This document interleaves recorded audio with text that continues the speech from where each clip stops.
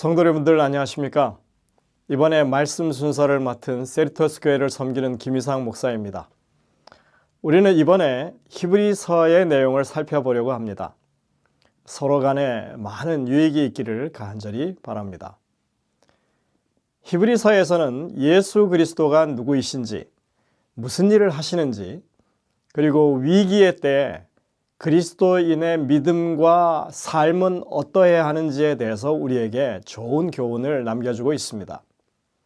초기 교회에서 시급히 해결해야 할 문제가 있었는데 그것은 예수 그리스도의 위치를 정확히 아는 것이었습니다. 예수님이 승천하신 지 약 30년이 지났고 교회에는 핍박의 거센 파도가 몰려오고 있었습니다. 예수님을 직접 만났던 증인들은 점차 나이 들어서 하나둘 사라져가는 그런 때였습니다. 하늘로 승천하신 예수님, 잠시 후면 다시 오겠다고 약속하셨던 예수님이 아직도 오시지 않는 이유가 무엇인지, 지금 그분은 무엇을 하고 계시는지, 이런 의문들이 교회 안에 여전히 계속되고 있었습니다. 그분은 정말 어떤 분이신가? 이 문제에 대해서 대답을 하면서 바울은 우회적으로 접근하지 않습니다. 매우 단도직입적으로 예수님의 신분을 분명하게 드러냅니다. 그 내용은 히브리서 1장 1절부터 3절에 아주 분명하게 언급되어 있습니다. 옛적의 선지자들을 통하여 여러 부분과 여러 모양으로 우리 조상들에게 말씀하신 하나님이 이 모든 날 마지막에는 아들을 통하여 우리에게 말씀하셨다. 하나님은 우리를 구원하시려는 당신의 뜻을 매 시대마다 옛적부터 시작해서 계속해서 여러 선지자들을 통해서 여러 가지 방법을 통해서 말씀해 오셨습니다. 즉 구약 성경을 지칭하는 말이죠. 그런데 이제 구약의 시대가 맞춰지는 이 마지막 시점에 이르러서 모든 날 마지막에 당신의 아들을 보내서 우리에게 말씀하셨다. 이 첫 구절에서 예수님을 하나님의 아들로 아주 분명하게 제시하는 것입니다. 당시 사람들에게 예수님께서 하나님의 아들이시라고 하는 것을 확인시키면서 히브리서를 시작하는 바울입니다. 유대인들에게 도전을 던지는 것이죠. 그러나 바울은 단지 하나님의 아들이라고 하는 것에 그치지 않습니다. 어떤 아들이신지 그것에 대해서 지체 없이 부연 설명을 하고 있습니다. 이 아들을 만유의 상속자로 세우시고 또 그로 말미암아 모든 세계를 지으셨느니라. 이는 하나님의 영광의 광채시요 그 본체의 형상이시라. 그의 능력의 말씀으로 만물을 붙드시며 죄를 정결케 하는 일을 하시고 높은 곳에 계신 지극히 크신 이의 우편에 앉으셨느니라. 하나님의 아들이시라면 당연히 만물을 상속받을 자격이 있는 분이시죠. 그런데 그분은 어떤 아들이냐 하면 모든 세계를 지으신 아들이십니다. 즉 창조주시라는 말이죠. 그러니까 그분은 하나님의 영광의 광채시면서 하나님의 본체의 형상이시라. 즉 신성을 가진 하나님이시라고 분명하게 천명하는 것입니다. 그분은 자신의 능력의 말씀으로 만물을 붙드시는 분이고 죄를 정결케 하는 일을 하신 분이십니다. 죄를 속할 수 있는 분은 오직 하나님밖에 없다고 하는 사실을 유대인들은 너무나 잘 알고 있습니다. 그리고 이어서 시편 110편 1절을 인용하면서 지극히 높으신 이의 우편에 앉으셨다고 이렇게 표현하죠. 이제까지 말했던 하나님의 아들이신 그 예수님이 곧 메시아이시고 하나님 우편에 앉으신 하나님이라고 하는 것을 재확인해 줍니다.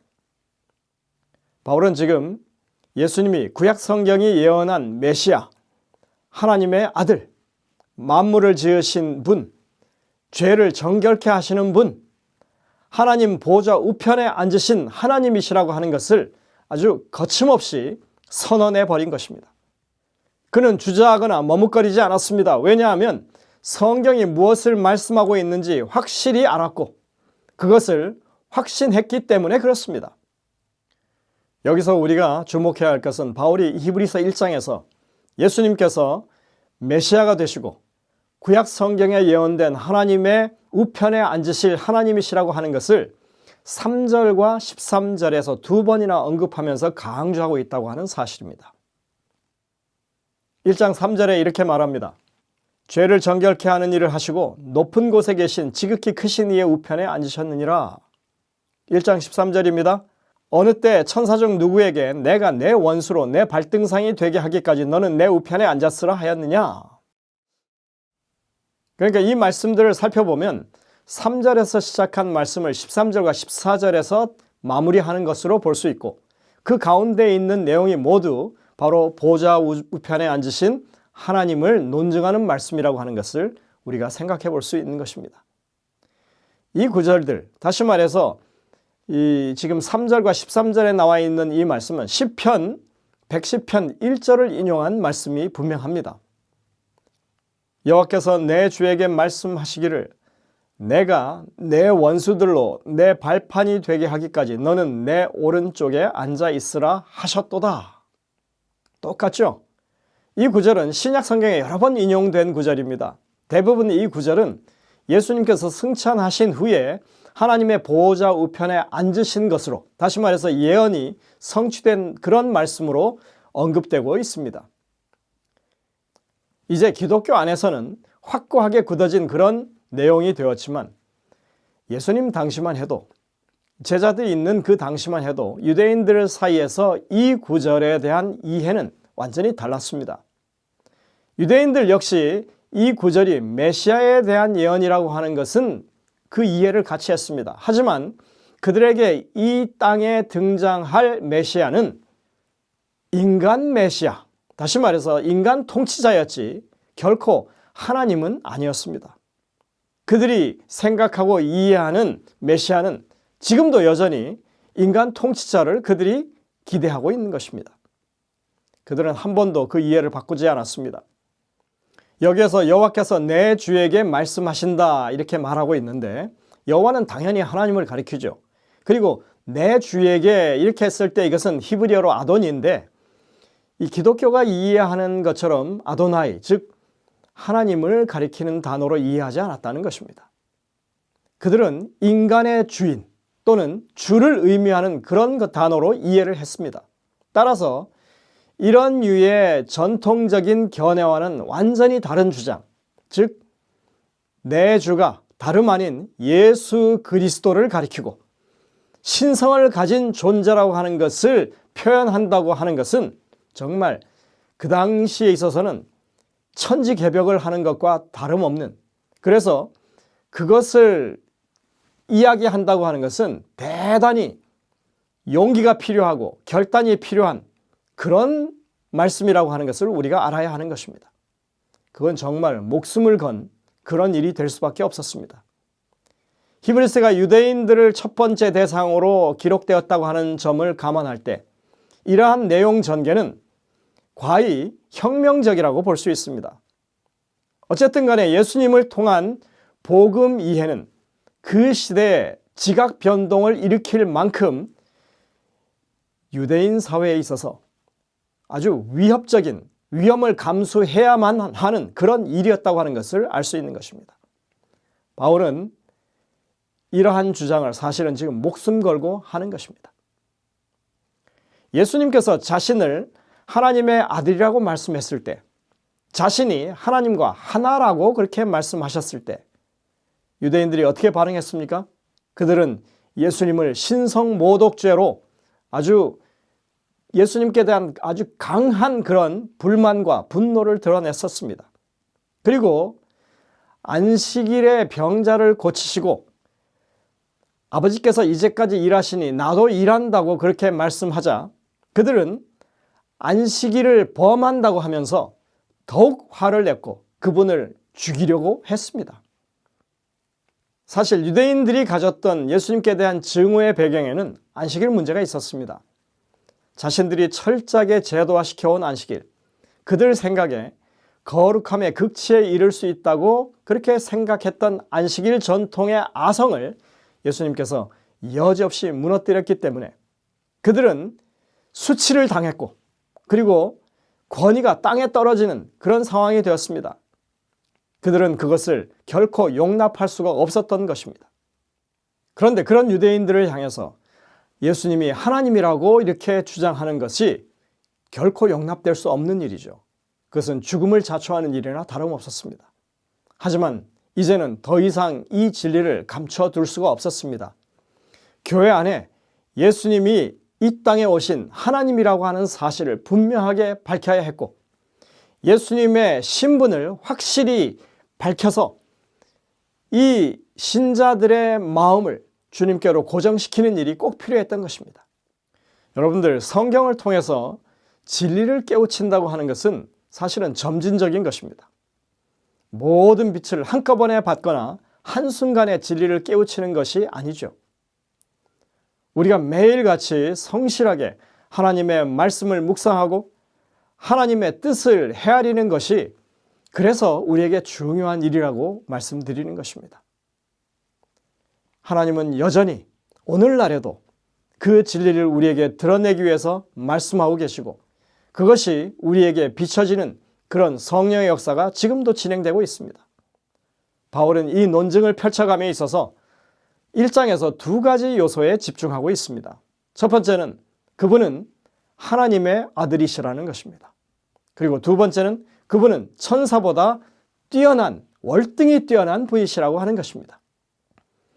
이 두 가지 논점을 중심으로 바울은 이제 본격적으로 예수님의 신성에 대해서 논리를 전개합니다.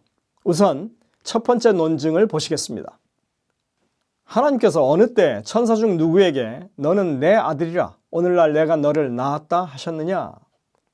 바울은 히브리서에서 상당히 많은 구약 성경절을 인용하고 있는데, 이 구절은 시편 2편 7절에서 인용한 말씀입니다.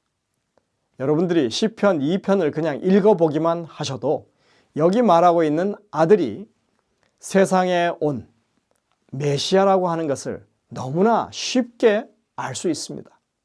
그 이유는 시편 안에서 그것이 분명하게 입증되기 때문입니다. 2장 2절에 보시면 그가 기름 부음 받은 자라고 말합니다. 기름 부음 받은 자 메시아입니다.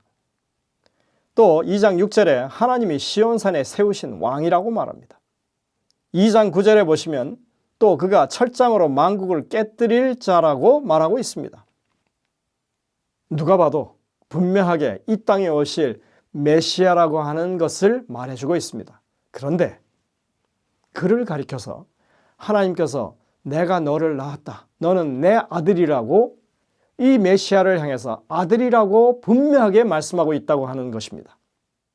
근데 여러분들, 이 말씀은 정말 예수님의 신성을 입증하는 데 아주 중요한 말씀입니다. 꼭 기억해 두시기를 바랍니다. 두 번째 논증은 천사보다 훨씬 뛰어나신 분에 관한 내용입니다. 히브리서 1장 안에 인용되어 있는 구약 성경절들을 자세히 살펴보면 주로 메시아를 가리켜서 주 또는 하나님으로 부르고 있는 것에 주목해야 합니다. 그 두 단어는 일반적으로는 하나님을 뜻하는 단어이지만 유대인들 사이에서는 유독이 이 메시아 예언을 이해할 때 그것에 인간 통치자라고 하는 개념으로만 적용했다고 하는 것입니다. 매우 선택적이고 획일적인 적용이죠. 우리가 하나님으로 알고 있는 엘로힘이라고 하는 단어는 유일하신 하나님을 뜻할 수도 있지만 경우에 따라서는 통치자나 왕을 가리킬 수도 있었고 우상이나 초월적인 영적인 존재, 즉 천사를 의미할 수도 있었고 재판관이 될 수도 있었습니다. 성경에는 그렇게 번역된 구절들이 여러 군데 등장합니다. 그래서 유대인들은 구약 성경에서 메시아라고 생각되는 구절들이 등장하는 그 가운데 주가 나오든지 또는 하나님이라고 하는 단어, 이 아돈이나 혹은 엘로힘이라고 하는 단어가 나오면 이 땅에 세워질 인간 통치자를 의미한다고 그렇게 이해해버렸던 것입니다. 그러나 구약 성경을 우리가 천천히 살펴보면 그분은 참 하나님이시고 창조주이시고 하나님의 아들이시고 천사보다 훨씬 뛰어난 분이라고 하는 것을 발견할 수 있다고 하는 것을 지금 바울이 말하는 것입니다. 여러분들이 히브리서 1장을 살펴보시면 이제 4절부터 14절까지 천사와 예수님을 비교하는 논증이 펼쳐지고 있는 것을 보게 됩니다. 천사는 일반적으로 하나님의 사자를 의미하죠.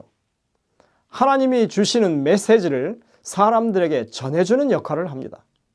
근데 여기서 말하는 천사는 그냥 천사가 아닙니다. 구약 성경에서 때로는 엘로힘, 다시 말해서 하나님으로 기록되어 있는 그 천사를 가리키는 것입니다. 1장 4절에 보시면 그가 천사보다 훨씬 뛰어나심은 이렇게 시작합니다. 근데 이 말씀은 유대인들의 허를 찌르는 말씀입니다. 유대인들이 메시아 예언을 이해할 때 본문에 나오는 아돈, 주라든지 또는 엘로힘, 하나님을 인간 통치자를 가리킨다고 그렇게 못 박아서 그렇게 생각해 왔지만 성경은 이 메시아는 천사보다 훨씬 뛰어난 분이라고 증언하고 있다고 지금 공격하는 것입니다. 그 메시아에 대해서 바울은 이렇게 정리합니다. 1장 5절, 메시아를 하나님의 아들이라고 불렀다. 천사를 향해서는 그렇게 부른 적이 없다는 것입니다. 1장 8절, 그 아들에 대해 말하기를 하나님이여 주의 보좌는 영영하며 주의 나라의 규는 공평한 규라고 말하고 있습니다. 만약 여기에서 하나님이여 한 엘로힘이 천사라면 천사의 통치가 그리고 그 나라가 영원할 것이라고 말하는 꼴이 되는 것이죠. 1장 9절부터 12절 내용에는 주께서 의를 사랑하신다고 주의 하나님이 즐거움의 기쁨을 주께 부어 동류들보다 승하게 하셨다고 말한다. 주께서 태초에 땅에 기초를 두셨고 하늘도 지으셨다고. 만물은 멸망하여 사라질 것이지만 주는 여전하여 연대가 다함이 없다고. 그러니까 여기서 말하는 주는, 아돈은 창조주고 영원한 분이라는 것입니다. 1장 13절에 다시 3절에서 말했던 주제를 반복합니다. 하나님께서 주를 향하여 내가 내 원수로 내 발등상이 되게 하기까지 너는 내 우편에 앉았으라 하셨다. 그렇게 본다면 이 말씀이 천사나 인간 통치자에 대한 예언이겠느냐 하는 것입니다. 엘로힘이나 아도니를 자의적으로 해석해서 메시아 예언에 나오는 그 존재를 사람이다 또는 천사다 이렇게 해석해버리면 지금 히브리서 1장에서 나오고 있는 이 말씀들은 정말 자가당착의 말씀이 되고 마는 것입니다. 히브리서 1장 6절입니다. 천사들은 하나님께서 그 맏아들을 세상에 보내실 때 그를 경배해야 한다고 했습니다. 그러면 하나님이 보내시는 그 맏아들은 도대체 누구란 말입니까? 히브리서 1장 7절입니다. 천사들은 그 아들을 바람으로 불꽃으로 옹이해야 한다. 여기서 말하는 아들은 도대체 누구입니까? 성경에는 천사를 보고 아들이라고 한 적이 없습니다. 히브리서 1장 14절에 보면 모든 천사는 구원받을 자들을 섬기라고 보내신 부리는 영일 뿐이다 이렇게 말하고 있습니다. 성경에 나오는 메시아 예언에 등장하는 아도니 또는 엘로힘은 문맥상 다양한 의미로 해석될 수 있습니다. 참 하나님이 될 수 있고 천사가 될 수 있고 우상이 될 수 있고 그리고 재판관이 될 수 있습니다. 그러나 그 중에서 하나님의 아들로서 만물을 지으신 창조주이시고 천사들로부터 경배를 받으시고 옹의를 받는 그분은 과연 누구일까요? 아무리 생각해봐도 참 하나님밖에는 없다는 결론이 내려지는 것입니다. 여러분은 바울이 증거하는 예수님의 신분에 대해서 어떻게 생각하십니까? 성경에 분명하게 밝히고 있는 하나님의 아들로 이 땅에 오신 예수님이 진정한 메시아시고 창조주이시고 그리고 우리를 구원하시는 하나님이심을 여러분들도 확신하십니까? 이것이 우리의 묵상의 주제가 되어야 할 것입니다. 이렇게 논증을 마친 바울은 이제 다음 단계로 넘어갑니다. 하나님의 아들이신 예수님, 그는 하나님이신데 자신을 잠시 천사보다 낮추어서 사람이 되신 하나님이시라고 하는 것입니다. 그리고 그는 그 의미를 설명합니다. 히브리서 2장 7절 8절의 말씀입니다. 그를 잠시 천사보다 못하게 하시며 영화와 존귀로 관을 씌우시며 어떤 산벌에 보면 이런 것이 추가되어 있습니다. 또한 주의 손으로 만드신 것 위에 그를 세우시고 만물을 그 발 아래 복종하게 하셨느니라. 이 말씀은 명백하게 시편 8편 5절 6절을 인용하신 말씀입니다. 그를 하나님보다 조금 못하게 하시고, 이 조금이라고 하는 것은 거기에 잠시라고 하는 시간적인 부사로 그렇게 번역을 했습니다. 영화와 존귀로 관을 씌우셨나이다. 주의 손으로 만드신 것을 다스리게 하시고, 바울이 인용한 것은 헬라어 번역본을 인용했기 때문에 약간의 순서는 차이가 있지만 내용은 너무나 정확하게 맞는 것입니다. 분명히 구약 성경에 있는 이 부분을 바울은 예수님의 그 낮아지심에 적용하고 있다고 하는 것입니다. 그리고 그것을 이렇게 설명합니다. 만물로 그에게 복종하게 하셨은즉 복종하지 않은 것이 하나도 없어야 하겠으나, 지금 우리가 만물이 아직 그에게 복종하고 있는 것을 보지 못하고 오직 우리가 천사들보다 잠시 동안 못하게 하심을 입은 자, 곧 죽음의 고난 받으심으로 말미암아 영광과 존귀로 관을 쓰신 예수를 보니, 이를 행하심은 하나님의 은혜로 말미암아 모든 사람을 위하여 죽음을 맛보려 하심이라. 히브리서 본문 그대로를 읽어만 봐도 우리는 하나님이 혈과 육에 속한 자들을 구원하기 위해서 혈과 육을 지닌 인간이 되게 해서 이 땅에 그 아들을 보내신 이유가 아주 분명하게 드러나는 것을 볼 수 있습니다. 죄에 매여 한평생 종노릇하는 모든 자들을 구원하기 위해서 그렇게 하셨다는 것입니다. 그의 죽으심을 통해서 우리가 사망의 권세를 벗어나서 하나님의 영광에 들어갈 수 있게 하시려고 이 땅에 잠시 천사보다 못한 그런 인자로 오셨다고 하는 것입니다. 그분이 영화와 존귀로 관을 쓰신 것은 그분이 이 땅에서 고난을 당하시기 위해서 그렇게 가시면류관을 쓰시고 십자가의 고난을 겪으신 것으로 말미암아 그 영화와 존귀를 입으셨다고 지금 말하고 있는 것입니다. 여러분들, 유대인들은 시편 8편을 메시아 시편으로 보지 않습니다.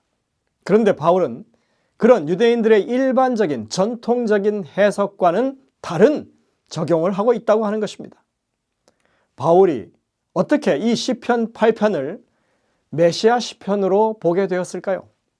어떻게 그런 시각으로 그것을 이해하게 되었을까요? 바울은 시편 8편을 묵상하면서 다윗을 생각했을 것입니다. 다윗이 밤하늘을 바라보면서 창조의 시점에서 아담이 그것을 바라보며 어떻게 느꼈을까? 그 창조를 찬양하는 그 순간을 그가 마음 가운데 공감했을 것이라고 생각하는 것입니다.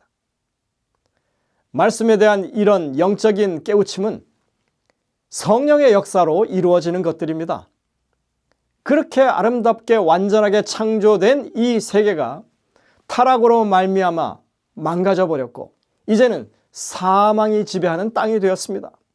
그런데 하나님께서는 여전히 구원의 능력을 베풀고 계시고 이 땅을 회복하여 재창조하려고 하신다고 하는 것입니다. 그리고 그 창조의 찬양은 결국 다시 불려지게 될 것을 그가 생각하는 것입니다. 바울이 로마서 5장에서 말한 것처럼 예수님이 이 땅의 마지막 아담이 되셔서 그리스도를 통해서만 하나님의 이 창조의 세상이 회복이 되고 이 땅에 대한 모든 통치권을 되찾게 된다고 하는 사실을 그가 시편 8편을 읽다가 그렇게 하나, 둘 연결되는 과정을 겪은 것입니다. 그래서 그는 마지막 아담이신 예수님의 찬송으로 이 시편 8편을 이해하게 된 것입니다. 인간 랍비들의 음성을 통해서는 결코 깨우칠 수 없었던 것을 사도 바울은 성령의 음성을 통하여 성령의 역사를 통하여 하나님의 말씀을 직접 대하면서 그것을 경험하게 된 것이라고 우리는 분명하게 생각할 수 있는 것입니다. 여러분들, 하나님의 말씀을 직접 대하셔야 합니다. 그렇게 할 때 우리는 성령의 역사를 경험할 수 있습니다. 바울의 경험이 그랬던 것처럼 말씀을 묵상하는 우리 모두가 그들에게 영감을 주셨던 성령의 영감을 다시금 경험할 수 있다고 하는 말입니다. 여러분들 말씀 앞에 서는 매 순간이 다 그런 일을 경험할 수 있는 일이라고 하는 것을 여러분들 기억하게 되시길 바랍니다. 잠시 천사보다 못한 사람으로 이 땅에 오셨지만 주님이 자신을 낮추셨다고 해서 결코 그분이 천한 신분이 되신 것이 아닙니다. 유대인들 눈에는 그들의 이 상황 가운데서는 별 볼 일 없는 나사렛 사람이었고 배우지 못한 그런 사람이었습니다. 그들 보기에 그는 마른 땅에 삐쭉 튀어나온 뿌리 같고 고운 모양이나 풍채도 없는, 그래서 그들이 우러러볼 만한 것이 하나도 없는 그런 존재였습니다. 적당히 무시해도 되는 그런 존재란 얘기죠. 하지만 바울은 지금 그분이 하나님이시라고 선언합니다. 천지를 지으신 분이 그분이시고 불의를 기뻐하지 않고 의를 사랑하는 분이시고 영원히 계시는 분이시라고 선언합니다. 무엇보다도 자신을 희생해서 목숨을 바쳐서 죄인을 위해 죄값을 대신 치르신 정말로 사랑이 많으신 하나님이시라고 그가 선언하고 있는 것입니다. 우리는 히브리서를 통해서 우리를 위해서 이 땅에 오신 하나님의 아들 예수님, 창조주 하나님, 구속주 하나님, 왕권을 가지신 통치자, 동시에 하늘 성소에서 우리의 구원을 위해서 쉼없이 매일같이 봉사하시는 예수 그리스도의 모습을 보게 될 것입니다. 이번에 여러분들이 그 주님의 모습을 여러분들 마음 가운데 확실하게 그려내고 볼 수 있게 되기를 간절히 바랍니다. 하늘에 계신 아버지 하나님, 우리가 매번 말씀을 보면서도 우리에게 말씀하시는 주님의 음성이 얼마나 힘이 있고 능력이 있는 그런 기별인지 다시 한번 깨우치게 하여 주시옵소서.